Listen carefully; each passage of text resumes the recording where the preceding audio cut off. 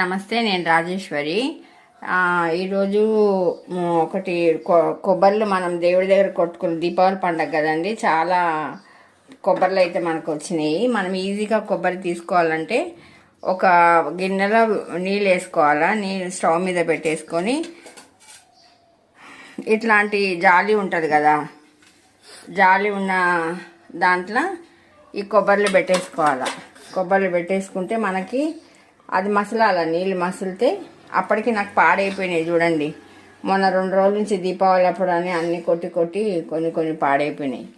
ఇట్లా ఇప్పుడు ఇదైతే పట్టది, ఇట్లా మూత పెట్టేసుకోవాలా.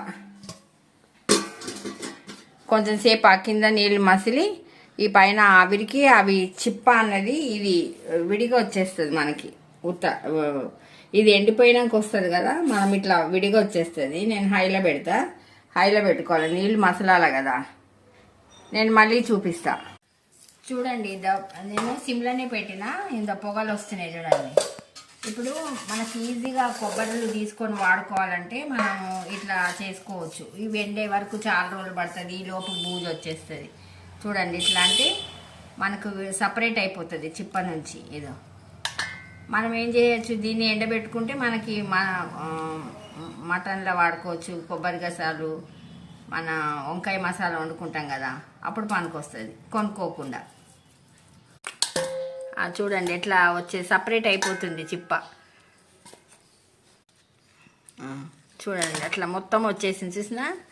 ఇట్లా ఈజీగా అవుతుందండి. జరసేపు గ్యాస్ కాదనుకుంటే మనకి కొబ్బరి అనేది బయట కొనుక్కోకుండా మనం వాడుకోవచ్చు. ఫ్రిడ్జ్లో పెట్టేసుకుంటే ఎండిపోతుంది. ఎండబెట్టుకొని పైన మనం ఫ్రిడ్జ్లో పెట్టుకున్నాం అనుకో, కొబ్బరి గసాలకి మన మటన్ వండుకున్నప్పుడు, చికెన్కి మసాలా వంకాయ, మసాలా క్యాప్సికమ్, మసాలా పచ్చడికాయలు అన్నిటికీ వాడుకోవచ్చు. మనం బయట కొబ్బరి కొనుక్కోక్కర్లేదండి. ఈ దీపావళి పండగ కదా, చాలా కొబ్బరిలు అయితే నాకు కొట్టినండి దేవుడికి. ఇన్ని ఉన్నాయి నా దగ్గర. ఇంకా నీళ్ళు ఇప్పటికీ ఇంకా వేడిగా ఉన్నాయి.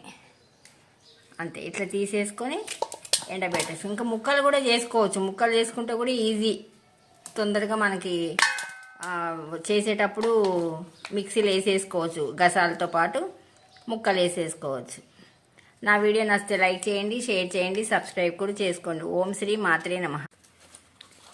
చూడండి మొత్తం వచ్చేసినాయి. మొత్తం అన్నీ ఈజీగా వచ్చేస్తాయండి. ఇవన్నీ మనము ఎప్పుడైనా వాడుకోవచ్చు.